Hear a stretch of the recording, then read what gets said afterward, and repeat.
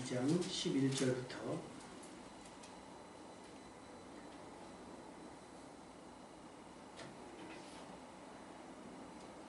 같이 읽도록 하겠습니다. 같이 읽겠습니다. 내가 예루살렘에 이르러 머무른 지 사흘 만에 내 하나님께서 예루살렘을 위하여 무엇을 할 것인지 내 마음에 주신 것을 내가 아무에게도 말하지 아니하고 밤에 일어나 몇몇 사람과 함께 나아갈새 내가 탄 짐승 외에는 다른 짐승이 없더라. 그 밤에 골짜기 문으로 나아가서 용정으로 본문에 이르는 동안에 보니 예루살렘 성벽이 다 무너졌고 성문은 불탔더라. 앞으로 나아가 샘문과 왕의 못에 이르러서는 탄 짐승이 지나갈 곳이 없는지라. 그 밤에 시내를 따라 올라가서 성벽을 살펴본 후에 돌아서 골짜기 문으로 돌아왔으나 방백들은 내가 어디 갔었으며 무엇을 하였는지 알지 못하였고 나는 그 일을 유다 사람들에게나 제사장들에게나 귀족들에게나 방백들에게나 그 외에 일하는 자들에게 알리지 아니하다가 후에 그들에게 이르기를 우리가 당한 곤경은 너희도 보고 있는 바라. 예루살렘이 황폐하고 성문이 불탔으니 자 예루살렘 성을 건축하여 다시 수치를 당하지 말자 하고 또 그들에게 하나님의 선한 손이 나를 도우신 일과 왕이 내게 이른 말씀을 전하였더니 그들의 말이 일어나 건축하자 하고 모두 힘내어 이 선한 일을 하려 하매 호론 사람 산발락과 종이었던 암몬 사람 도비아와 아라비아 사람 게셈이 이 말을 듣고 우리를 업신여기고 우리를 비웃어 이르되 너희가 하는 일이 무엇이냐 너희가 왕을 배반하고자 하느냐 하기로 내가 그들에게 대답하여 이르되 하늘의 하나님이 우리를 형통하게 하시리니 그의 종들인 우리가 일어나 건축하려니와 오직 너희에게는 예루살렘에서 아무 기업도 없고 권리도 없고 기업되는 바도 없다 하였느니라. 아멘. 말씀의 제목을 이렇게 붙여봤어요. 희망을 전하고 동기를 부여하는 사람. 김영경 선수가 바로 그렇게 한 거잖아요. 이 올림픽을 끝으로 김영경 선수가 국대를 은퇴를 하자 이런 적이 있었나 싶게 여자 배구가 사실은 이렇게 실체가 드러나고 있어요. 사실은 멱살 잡고 하드캐리, 우리 젊은이들이 하는 말로 멱살 잡고 김연경 선수가 끌고 간 거예요. 야단도 치고 동기부여도 하고 막 하면서 당근과 채찍하면서 선수들 독려하고 선수들이 국내 친한 선수들에게 했던 가장 많은 말이 그거였대요. 우리가 국제대회에 나가서 입상을 하고 좋은 성적을 내야 사람들이 우리 경기를 보러 온다. 그 얘기에 동기부여가 많이 된 거예요. 지금 김연경 선수를 제외하고는 해외로 나간 선수가 없어요. 그렇게 유명한 선수도 없고 그렇게 능력 있는 선수도 없어요. 그런데 그런 선수가 자꾸 해보자 후회 없이 말고 한번 최선을 다해보자라고 이야기할 때 움직이지 않을 사람이 있겠어요. 너나 잘하세요 할 사람은 없단 말이에요. 여러분의 삶이 누군가에게 이렇게 주저앉아 있고 낙심하고 절망하고 특별히 어제와 같은 그런 사고 속에 절망하고 슬픔에 빠져있는 자들에게 위로와 소망을 주는 그런 사람 될 수 있기를 주님의 이름으로 축원합니다. 섣불리 위로하지 마시고요. 이런 상황에 대해서 왜 거기 모였느냐 할 것 없어요. 오늘도 저희 아내가 아이들에게 그런 얘기 했어요. 우리도 놀러 갈 수 있다. 거기 간 게 잘못은 아니다. 그러나 어쨌든 이런 사고 속에서 이런 일을 당했을 때는 왜 갔냐라고 얘기하기보다는 왜 놀러 갔냐라고 얘기하기보다는 이제는 어떻게 해야 될까를 같이 고민하면서 그들의 슬픔에 동참하는 공감적인 능력이 여러분 가운데 있기를 부탁을 드립니다. 섣불리 정치적으로도 종교적으로도 섣불리 그 어떤 것도 판단하지 마시고 잠잠히 이 상황들이 수습되어지고 더 이상의 피해자가 발생되지 않고 슬픔에 빠진 유가족들이 빨리 슬픔을 극복해낼 수 있도록 여러분이 기도해 주셨으면 좋겠습니다. 우리가 이렇게 예배하는 건 뭐겠어요? 지금 그들의 처지와 우리가 다르기 때문인 거예요. 그들은 아비규환처럼 막 큰 난리가 났지만 우리에겐 사실 그런 큰일이 나지 않았기 때문에 이곳에서 모여 예배드리는 거예요. 만약에 우리 중 누구 한 사람이 그것에 포함되어 있었다고 한다면 우리 예배드리는 것조차 힘들었을 겁니다. 그렇다고 우리에겐 별일이 일어나지 않았으니까 나 몰라라 하는 것 그게 과연 하나님 아버지의 마음일까 생각해보면 그렇지 않다라는 거예요. 느헤미야가 자신의 상황은 뭐였어요? 왕의 술 맡은 관원이잖아요. 정복자의 술 맡은 관원장이라는 거예요. 이방인이었음에도 불구하고. 자신의 상황과는 전혀 다른 처지에 놓인 예루살렘에 대한 소문을 듣고 왕 앞에서조차 그 괴로움을 숨기지 못할 정도로 괴로워했고 아파했고 힘들어했다는 거예요. 그건 뭐예요? 예루살렘에 대한 애착이 있는 거예요. 예루살렘에 대한 간절함이 있었다는 거예요. 우리에게는 우리의 상태와 상황을 드러낼 수 있는 여러 가지 감각들이 있을 거예요. 그죠? 그 중에 가장 많이 여러분의 기분과 감정을 드러내는 게 뭐가 있겠어요? 우리 사실 대부분 말로 해요. 근데 말로 하기 전에 뭘로 느끼죠? 표정으로 느끼잖아요. 느헤미야는 이미 그 괴로움이 뭘로 전달이 돼요? 표정으로 전달이 됐다는 거예요. 그런데 하나님은 그 표정조차도 사용하시고 그 표정을 보는 왕의 마음을 움직여서 느헤미야 마음속에 예루살렘을 향한 마음이 어떠한지를 알게 하셨고 그를 돕도록 왕의 마음을 움직여줬습니다. 할렐루야. 뭐 가스라이팅이라고 말을 한다면 어쩔 수 없겠지만 그렇지는 않을 겁니다. 감정의 이입이 필요해요. 먼저는. 누군가 당한 일들에 대한 감정의 이입. 우리가 러시아나 우크라이나 별 전쟁한다며 우리가 화가 나는 건 밀가루 값이 올라서 화가 나는 거잖아요. 몇 명이 죽고 어떤 일이 벌어지는지 감정의 이입이 사실은 안 돼요. 그런데 이번처럼 우리나라 국민들이 사건 사고로 저기 했을 때 아마 세월호 이후로 최고 많은 사상자가 아닐까 싶어요. 근데 그때도 갈라치기 당했잖아요. 세월호 사건 때도 뭐 교통사고니 뭐니 하면 소풍 가다가 누가 가랬니 막 이러면서 정치적으로 이용했던 사람들이 있어요. 슬픔에 공감하지 못하는 거예요. 그거는 누군가의 괴로움과 슬픔을 뭘로? 정치적으로 이용하는 거예요. 분명히 이번 일에 대해서도 그럴 거예요. 우리는 그러지 맙시다. 감정의 이입. 그들의 불행을 보면서 불쌍히 여길 수 있는 긍휼히 여기는 마음이 여러분 가운데 있어야 될 줄로 믿습니다. 그래야 기도도 나와요. 그래야 구제할 수도 있고요. 그래야 선교할 수도 있는 거예요. 아침 지진 소식으로 인해서 가슴이 철렁 내려앉았잖아요. 근데 한밤에는 이태원 소식으로 뭐라 할 수 없는 누구를 원망하기에도 참담한 소식이 됐습니다. 그럼에도 안타깝게 구급차가 출동해 있는데 그 옆에서는 노래를 틀어놓고 춤을 추는 사람들이 있었다는 거예요. 그러니까 이게 쇼인 줄 알았대요. 코스프레인 줄 알고 그랬다는 거죠. 수백 명이 실신해 있고 CPR을 막 하는 중에 이쪽에서 막 노래 틀어놓고 영상 찍고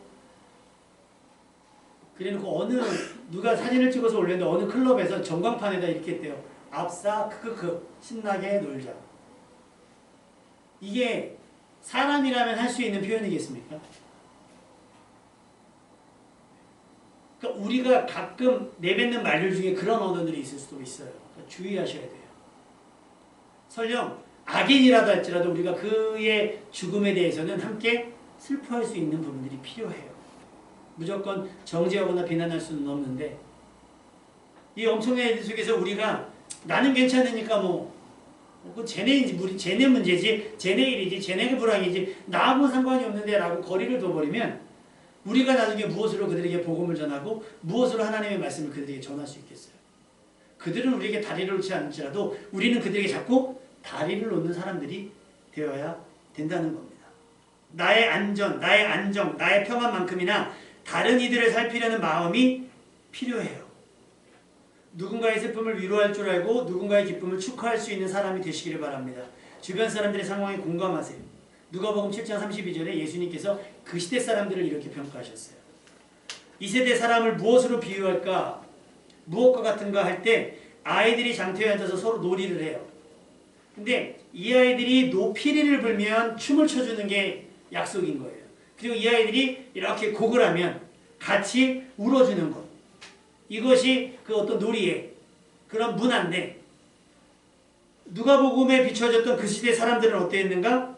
피리를 불어도 너희가 춤추지 않고 우리가 곡하여도 너희가 울지 아니하였다는 것 같다 라고 말씀하셨어요. 감정의 입이 없고 너는 너, 나는 나. 네가 어떻든 나는 상관이 없다. 어리석은 부자의 이야기를 아시죠? 거지 나사로가 집 앞에서 헌대를 막 상처는 투성이 되고 부자의 상에서 떨어지는 무언가를 얻어먹기 위해서 했지만 안 되고 개가 오히려 그의 몸을 핥았잖아요. 그러다 죽었잖아요.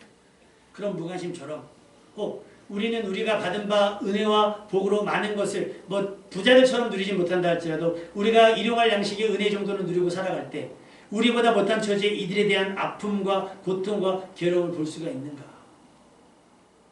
우리가 흔히 하는 평가, 우리가 흔히 하는 실수가 그런 거잖아요. 어떤 분이 서울대 박사님이, 고고학 박사님이 이렇게 이거 길에서 이렇게 그걸 발굴을 하고 있었대요. 근데 어떤 엄마가 이랑 지나가다가 너 공부 열심히 하면 이 아저씨처럼 된다. 서울대 다니시는 교수님한테 그런 얘기예요. 겉에만 보고. 그분이 불쌍해 보이면 너 이렇게 된다가 아니라 우리가 도와줘야 된다. 라고 설명했다면 어떨까? 물론 그것도 오버이긴 해요. 그러나 누군가 배고픔에 지쳐있을 때 누군가 뭐 괴로움에 힘들어있을 때 우리가 위로하고 격려해 줄 수 있다면 어쩌면 우리가 전도지 들고 나가서 전도하는 것보다 더 훨씬 더 큰 영혼 구원의 효과를 얻을 수 있을 거라고 저는 믿습니다.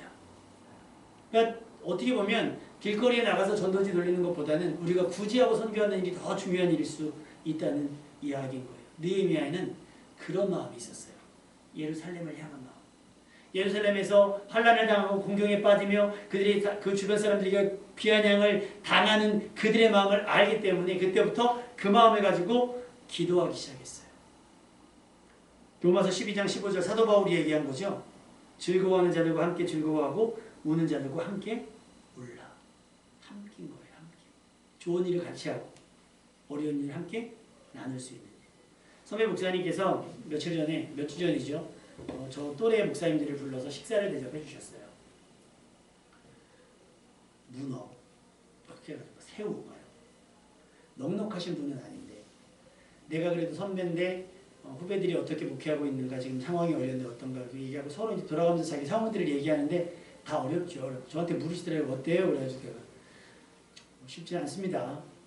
힘들어요. 그냥 그랬어요. 그랬더니 며칠 전에 헌금을 보내오셨어요. 100만 원을. 이름하여 어부바 헌금이라고 교회가 저쪽 화성에 있어요. 고온교회라고 화성에 있고 거의 70~80%가 할머니들, 할아버지들. 그러니까 낮에 가서 조개 캐고 낙지 캐서 그렇게 생활하시는 분들이에요. 그러니까 재정이 넉넉지 않고 건축을 앞두고 있어서 사실은 재정을 모아야 될 텐데 성도들 설득했대요. 우리가 이런 고통들과 고난들을 외면하면서 우리가 아무리 화려한 성전을 지어야 못하겠는가. 그래도 절뚝거리고 힘들어 주저앉아 있는 몇 발짝이라도 우리가 업고 간다면 그들이 이제 일어날 수 있는 힘이 있지 않을까 해서 헌금을 모아서 어부바하는 의미로 우리 교회 헌금을 보내주셨더라고요. 할렐루야. 그러면서 하셨던 당부. 그럼 여기서도 얘기하면 안 되는 건가 보다. 아무에게도 얘기하지 말라. 근데 제가 입이 싸가지고 얘기했네요. 이게 즐거워하는 자들과 함께 즐거워하고 슬퍼 우는 자들과 함께 울 수 있는 사람이 되어야 되는 줄로 믿습니다.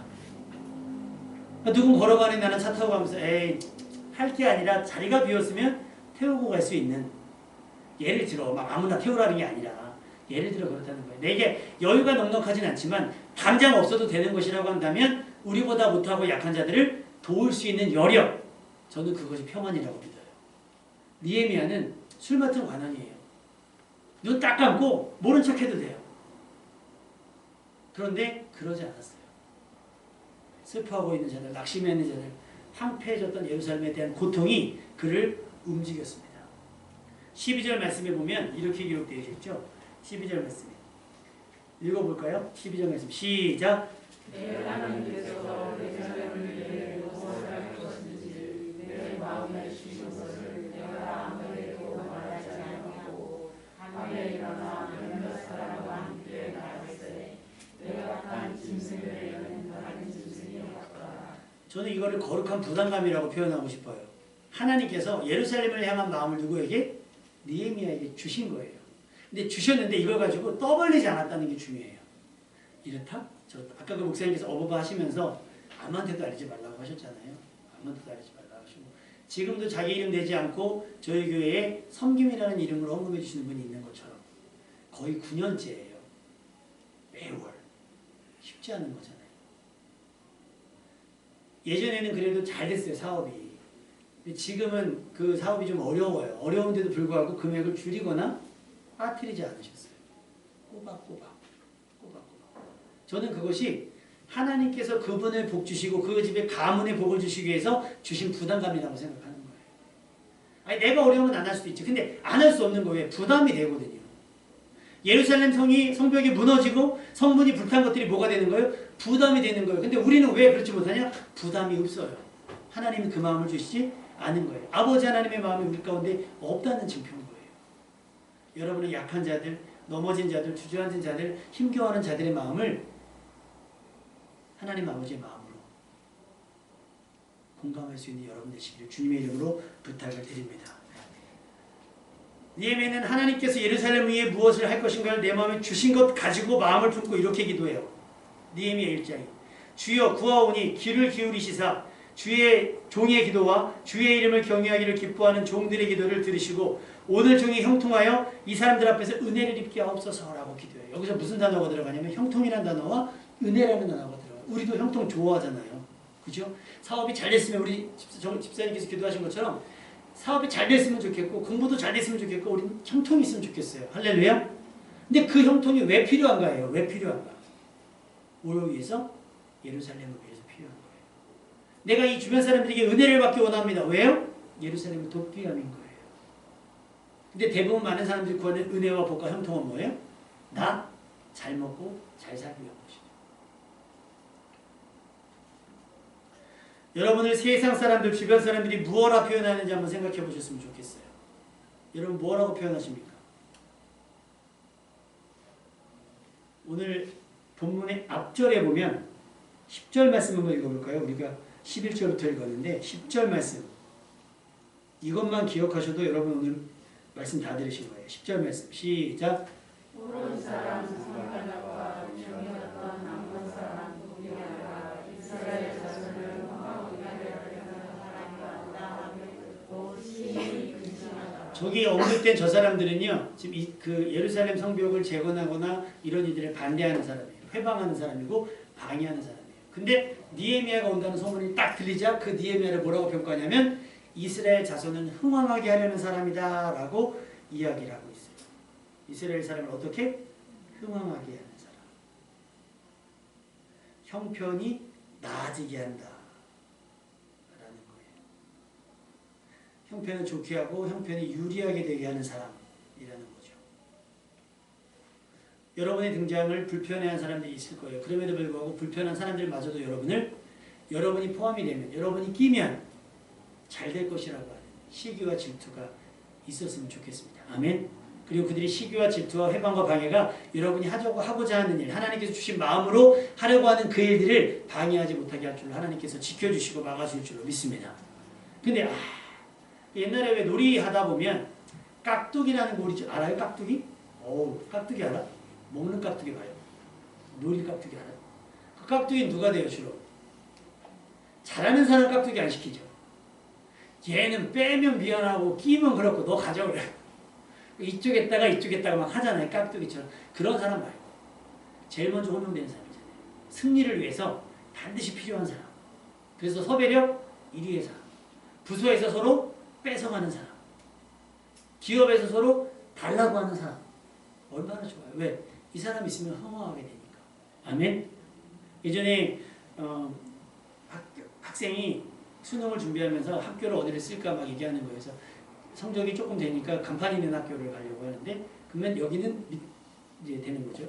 근데 좀 간판 없는 학교를 가려고 하니까 여기는 이건 좋은데 영 자존심이 가서 네가 간판이 되면 되지. 내가 웃으면서 그런 얘기를 했어요. 그렇지 않습니까? 그 간판에 덕을 보는 사람이 아니라 김연아 선수가 올림픽 금메달 따니까요. 그 고려대학교 김연아 선수가 졸업했잖아요. 고려대학교에서 뭐라고 했는지 알아요? 고려대학이 낳은 딸. 아직 입학도 안 했는데. 고려대학이 낳은 딸. 입학도 안 했어요. 그냥 가기로 한 건데 고려대학이 낳은 딸 김연아 막 이렇게 하니까 사람들이 난리 나서 신문에서 내렸어요. 입학도 안 했는데 언제 니네가 낳냐 막 이러면서 나온 거예요. 고려대 전 세계에서 고려대학하고 김연아하고 누가 더 유명하겠어요? 김연아가 유명하죠. 김연아.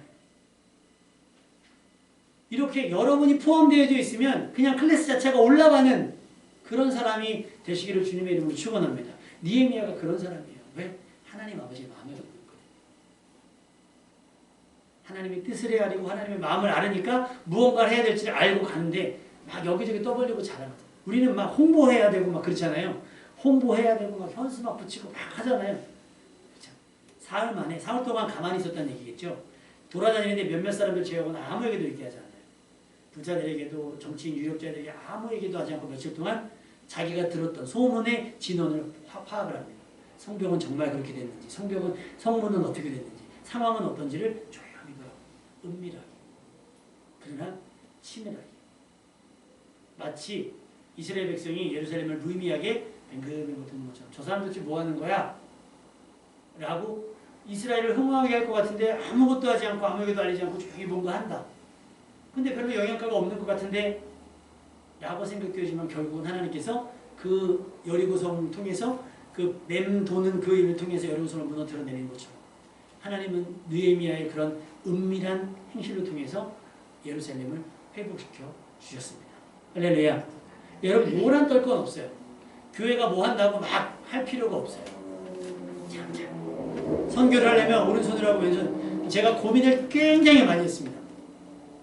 우리 교회가 넉넉하지 않고 우리가 지금 사실은 구제와 선교를 받는 입장인데 그래도 추수감사주의를 맞이해서 우리가 그래도 작년에는 한 100만 원 이상 했거든요. 구제와 선교를.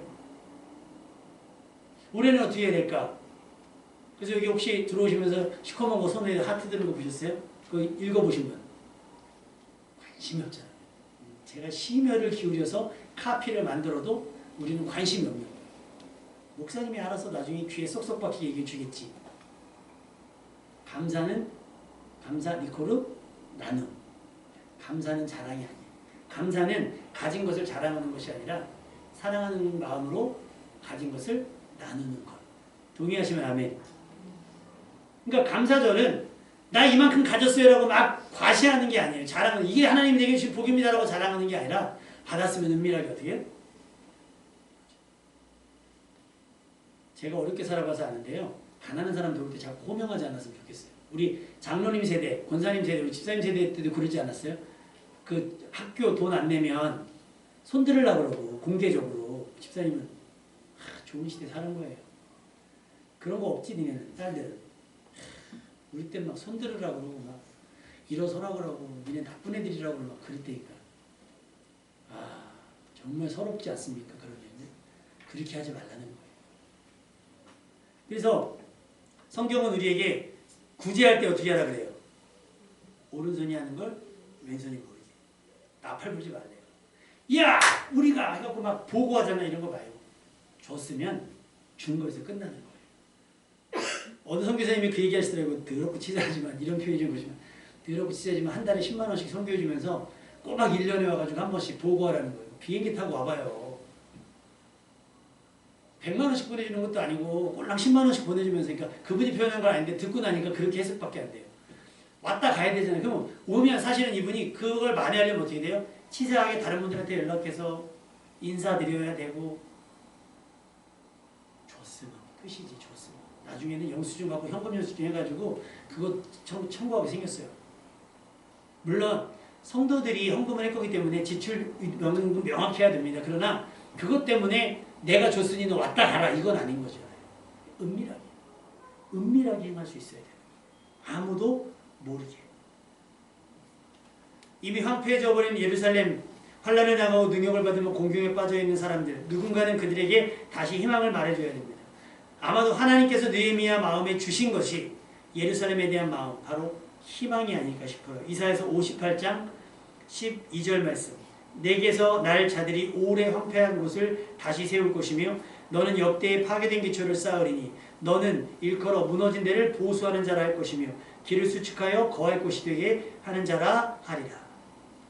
느헤미야가 이런 긍정을 말을 하면서 이야기를 하죠. 17절 말씀. 아무에게도 얘기하지 않아다가 17절 말씀에 선포를 합니다. 시작.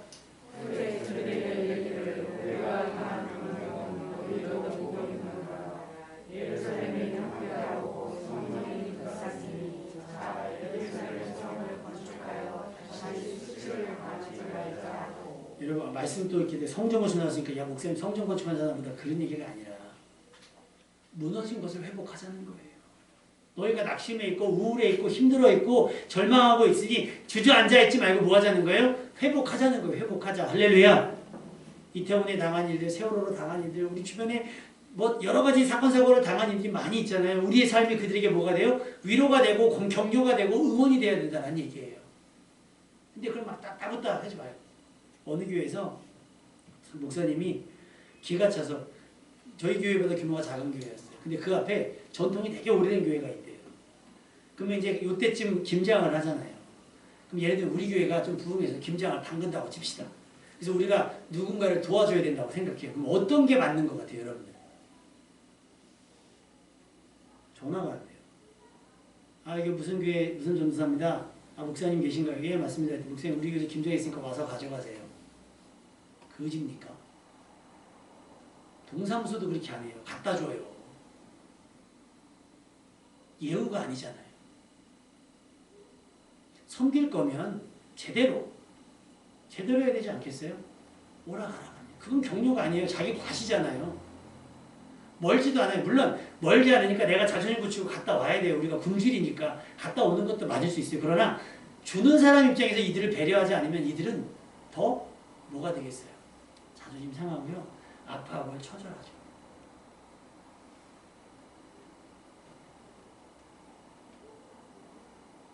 니에미아처럼 주변 사람들이 이렇게 말을 했을 때 아까 김연경 선수 플레이하는 거 보셨죠? 화이팅하는 거 보셨죠? 해보자 이라고 해요. 니네 그렇게밖에 못해? 이게 아니잖아요. 후회 없이 한번 쏟아보자. 내가 할 수 있는 거 다 해볼게. 그래서 파이팅하고서 플레이하는 거 보셨잖아요. 여러분이 그 플레이어가 돼야 된다는 거예요. 뒤에서 응원하는 그게 아니라 같이 현장에서 뛰면서 그들을 격려하고 그들을 이끌어갈 수 있는 사람이 돼야 돼요. 느헤미야처럼. 자기 자리를 버리고 자기 위치과 누릴 수 있는 모든 것들을 버리고 어디로 갔어요? 예루살렘으로 갈 때 하나님의 선하신 분이 그를 어떻게 도왔어요? 왕을 통해 프리패스, 조서를 꾸미기 위해서 또 예루살렘 성벽을 짓는 데 필요한 제목을 얻게 했잖아요. 그 얘기를 해줘요. 사람들한테. 이렇게 얘기한다고 사람들이 지는 잘 먹고 잘 살다 왔으니 그러지 라고 얘기할 수 있는데 하나님의 선하신 손이 나에게 어떻게 역사하셨는지를 이야기하자. 우리말로 간증하니까 그 사람들이 뭐라고 얘기해요? 18절 말씀. 시작. 또 그들에게 하나님의 선한 손이 나를 도우시니까 왕이 내게 이런 말씀을 전하였더니 그들은 어디나 전축하자 하고 모두 힘을 내어 우리 선한 일을 하려니. 여러분의 말 한마디가 주눅 들어있는 사람들의 그걸 풀어주고 여러분의 말 한마디가 움츠렸던 사람들이 길을 펴고 여러분의 말했던 사람, 여러분의 말 한마디가 눈빛 표정 하나가 기죽어 있던 사람들이 길을 살려주는 삶이 됐으면 좋겠습니다. 할렐루야. 느헤미야처럼요. 그러기 위해서 우리가 낮아져야 돼요. 예수님께서 그 하나님과 동등됨을 위할 것을 취하지 아니하시고 종의 형체를 가지고 우리에게 오셔서 우리를 섬겨주셨던 것처럼 우리가 그렇게 섬기는 자가 되어야 된다라고 하는 거예요. 해보자. 이 경기가 김연경 선수는 마지막 본인이 국가대표 은퇴하기 전에 우리 선수들에게 메달을 선물해주고 싶었던 것 같아요. 격려하고 근데 1세트 이기고 2세트 지고 3세트 이기고 4세트를 너무 터무니없이 져서 스포츠는 흐름이잖아요. 그러자 김연경 선수가 감독이 얘기했는데 그냥 옆에서 치고 들어간 거예요. 지금 전술이 필요한 게 아니다. 너무 터무니없으니까 지더라고요. 그러니까 그게 뭐가 돼요? 반전이 돼서 5세트에 힘내서 승리하게 되는 기회가 되고 이후로 계속 이겨요. 일본도 이기고 막 저기도 이겨요. 터키도 이기고 막 다 이겨가지고 어디까지 가요? 잘만 4강까지 가요. 메달 못 따도 괜찮아요.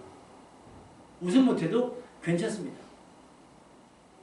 주저앉은 사람들이 이렇게 세우고 포기하려고 하는 사람들 한 발짝 더 가게 할 수 있는 어부가 할 수 있는 내 힘으로 그들을 조금은 당겨줄 수 있고 밀어줄 수 있다면 우리는 그것에 헌신하고 충성할 이유가 있다고 생각을 해요. 여러분 희망을 주는 사람이에요.